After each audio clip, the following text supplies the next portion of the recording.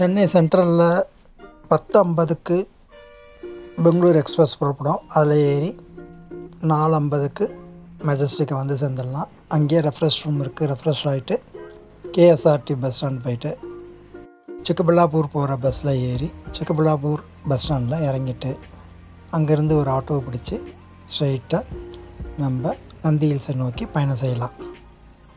அப்போ உங்களுக்கு மணி கரெக்டாக 6 ஆகும். சூரியன் உதயமாகிறதுக்கு தயாராகும். அந்த அழகை ரசிக்கலாம். மலை உச்சியில் யோக நந்தீஸ்வரர் கோவிலும், மலை அடிவாரத்தில் போக நந்தீஸ்வரர் கோவிலும், நடுவில் பெரிய நந்தி கோவிலும் இங்கே ரொம்ப சிறப்பாக இருக்கும்.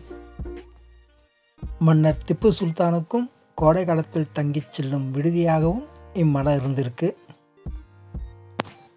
மலைக்கு 3/4 தூரம் வரைக்கும் ஆட்டோ வரும். அதுக்கப்புறம் ஆட்டோ நிறுத்திடுவாங்க. அங்கேருந்து நடந்து போகிற மாதிரி தான் இருக்கும். பெரிய குளத்தை பார்த்து தான் நம்ம ராஜாக்கள் ஞாபகம் நமக்கு வந்துடும். அப்படியே மேலே நடந்து போனோம்னா அழகாக கார்டன் ரொம்ப ரொம்ப அருமையாக இருக்கும். பச்சை பச்சைன்னு இருக்கும் எங்கேயுமே. இது பார்த்திங்கன்னா ஒரு வெச்சிப்பூ இருந்துச்சு. அது வெச்சிப்பூன்றது இப்போ பார்த்திங்கன்னா விஜய் அவருடைய கட்சிக்கொடியில் கூட அந்த வெச்சிப்பூவை வச்சுருக்காரு.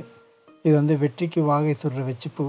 நம்ம மன்னர்கள் இந்த காலத்தில் இந்த பூ இங்கே வளர்ந்ததோ என்னான்னு தெரியல. இன்னமும் அது நிறைய வளர்ந்துருக்காங்க. யோகநந்தீஸ்வரர் கோயில் கண்ணுக்கு தட்டுப்பட்டதும் ஒரு வணக்கத்தை போட்டுட்டு சூரிய ஒளி அந்த மேகத்தை கிழிச்சிட்டு வெளியே வர்றதை பார்க்கும்போது மனசுக்கு ரொம்ப சந்தோஷமாக இருந்துச்சு. அப்படியே மேல் நோக்கி நடந்து போனாக்கா யோகநந்தீஸ்வரர் கோவில் ஆலயம் ரீச் பண்ணிடலாம்.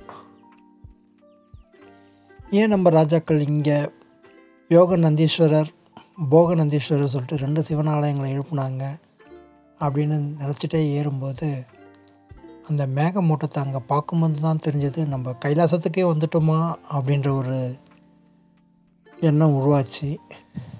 சிவபெருமான் கைலாசத்தில் எல்லா சக்தியும் ஒருங்கிணைந்து யோக நிலையில் இருக்கிற மாதிரி நம்மளும் இந்த இடத்துக்கு வந்தால் யோக நிலையை அடைவோம் அப்படின்றதுக்காக தான் இந்த ஆலயத்துக்கு யோக நந்தீஸ்வரா என்று பேர் வச்சுருக்காங்களா என்னன்னு தெரியல. உங்களுக்கு எதனா பெயர் காரணம் தெரிஞ்சால் கமெண்டில் சொல்லுங்கள்.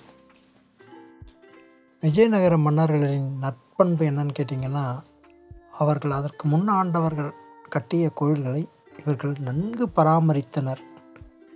வாசல் தோரணங்கள் அனைத்தும் கட்டினாங்க. இதை பார்க்கும்போது எனக்கு அப்படி தான் தோணுச்சு. இதை கண்டிப்பாக விஜயநகர மன்னர்கள் தான் இந்த கொடிமர தூண் மற்றும் தூண்கள் அந்த தரையை பார்க்கும்போது தெரிஞ்சிச்சு. இது லேஃபாக்சி டெம்பிளில் இருக்கிற அதே சிமிலர் தலை இருக்கிறத பார்க்கும்போது தெரிஞ்சிச்சு இது கண்டிப்பாக விஜயநகர மன்னர்கள் தான் இதை சுற்றி காம்பவுண்ட் பண்ணியிருக்காங்கன்னு தெரிஞ்சிச்சு. மூலவர் அறையை கண்டிப்பாக சோழர்கள் தான் கட்டியிருப்பாங்கன்றது நல்லா தெரிஞ்சிச்சு. சுற்றி இருக்கிற தூண்கள் வெளிப்புற வாசல் எல்லாம் ஒய்சாலா மன்னர்கள் கட்டினார்கள் என்பதும் நன்றாக புலப்பட்டது. நிறைய மரத்தினால் ஆன கலைப்பொருட்கள் அங்கே இருந்துச்சு. அதை பற்றி தெரிஞ்சுக்கணும்னு ஆவலாக இருந்துச்சு. யாருமே எனக்கு அதை பற்றி தெளிவாக சொல்லலை. அங்கே உங்களுக்கு தெரிஞ்சால் கமெண்டில் சொல்லுங்கள். சக்தி சொரூபிணி முக்தாம்பா அம்பாள், விநாயகர், முருகப்பெருமான்,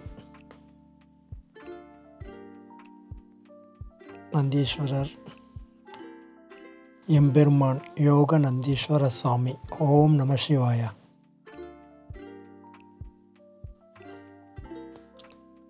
மற்றும் பல மன்னர்களின் சிவலிங்கங்கள் அங்கே இருந்தது.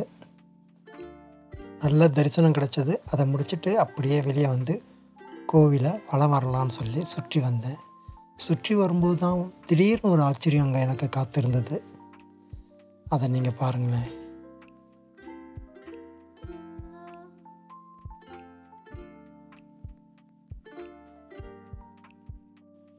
இடது பக்கத்தில் ஒரு கில் கதவு இருந்துச்சு.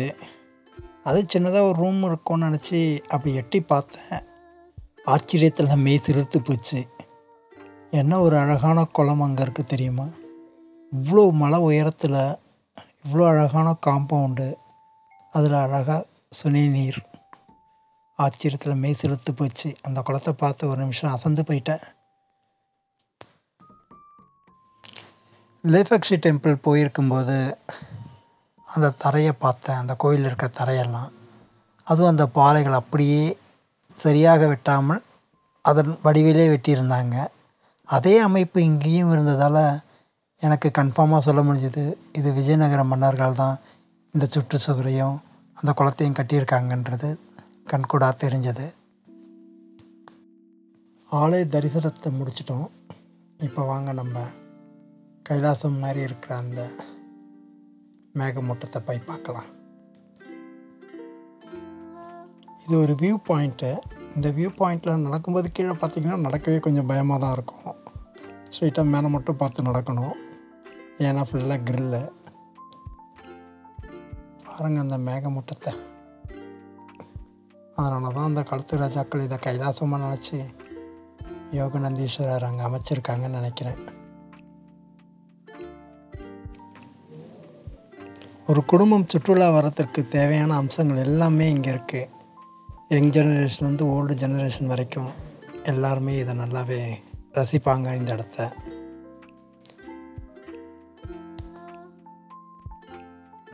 அதிகாலையில் இங்கே வந்துட்டோம்னா ரொம்ப அருமையாக இருக்கும். சூரியன் மெல்லமாக உதயமாகி மேகத்தை கிழிச்சிட்டு வெளியே வரும். சூரியன் நம்ம கண்களுக்கு ஒன்றுமே கூச செய்யாது. சூரியன் மேலே எழும்ப அனைத்து மேகமும் அப்படியே கீழே செட்டில் ஆகி சுத்தமாக ஒரு பஞ்சு போர்வையை போட்டால் போல் இருக்கும். ரொம்ப அருமையான காட்சியாக இருக்கும்.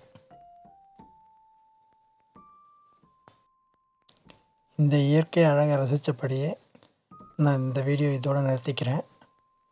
அடுத்த வீடியோவில் நம்ம கீழே இருக்கிற போகநந்தீஸ்வரர் கோவில், அது மட்டும் இல்லாமல் பக்கத்துலேயே ஒரு விஷ்ணு டெம்பிள் இருக்குது, ரங்கநாத டெம்பிள்.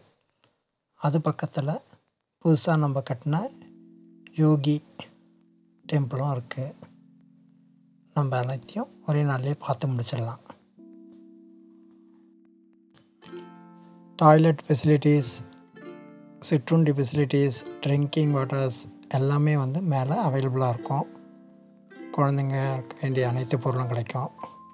நந்தினி பால் உற்பத்தி மையம் ப்ரிப்பேர் பண்ணுற வித்தியாசமான குளிர்பானங்கள் எல்லாம் நல்லாவே கிடைக்கும்.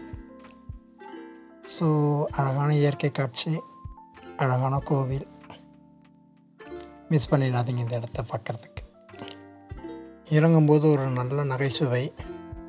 குரங்கு ஒன்று இளைஞரிடமிருந்து பியர் பாட்டிலை பிடுங்கி ஃபுல்லாக குடிச்சிட்டு பண்ண கலாட்டா காமெடி ரொம்ப சந்தோஷமாக இருந்துச்சு. இறங்கி செல்லும் வழி அனைத்தும் அழகான காட்சிகள் தான். அங்கே தான் வாகனங்கள்லாம் நிறுத்தி வச்சுருப்பாங்க. அங்கே போய் வாகனத்தை பிக் பண்ணிவிட்டு நம்ம கீழே போக வேண்டியது தான்.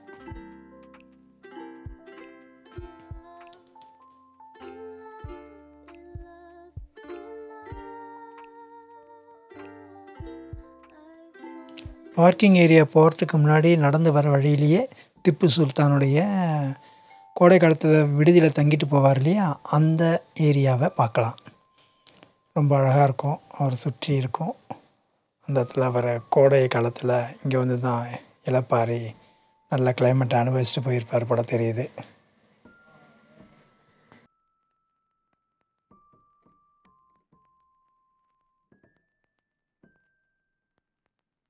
Tipu Sultan summer residence. அது பக்கத்துலேயே முன்னாடியே பார்த்தோம் இல்லையா பெரிய குளம். அந்த குளத்தை நெருங்கி பார்க்கும்போது தான் தெரிஞ்சுது அதில் பல வகையான வண்ண மீன்கள் இருந்துச்சு. கண்ணுக்கு குளிர்ச்சியாக இருந்துச்சு. அதை பார்த்துட்டு வண்டி ஏறி கீழே இறங்கி போகும்போது பார்த்திங்கன்னா ஒரு நந்தி சொல்லியிருந்தேன் இல்லையா, போகநந்தீஸ்வரருக்கும் யோகநந்தீஸ்வரருக்கும் நடுவில் ஒரு நந்தி இருந்துச்சுன்னு சொல்லிட்டு. இந்த லேபாக்ஷி டெம்பிள் போயிருந்தீங்கன்னா தெரியும். நந்தி ஒரு இடத்துல இருக்கும், 2 கிலோமீட்டர் தள்ளி தான் லேபாக்ஷி டெம்பிள் வரும். அதே மாதிரி இந்த விஜயநகர பேரரசில் இந்த நந்தியை பண்ணியிருப்பாங்கன்னு தோணுது எனக்கு. 1 கிலோமீட்டர் 2 கிலோமீட்டர் இடைவெளி விட்டு. நந்தி பார்க்குறதுக்கு ரொம்ப பெருசாக இருந்துச்சு, நல்லாவும் இருந்துச்சு. பசவேஸ்வரா டெம்பிள்னு சொல்கிறாங்க. தேங்க்யூ, பாய்.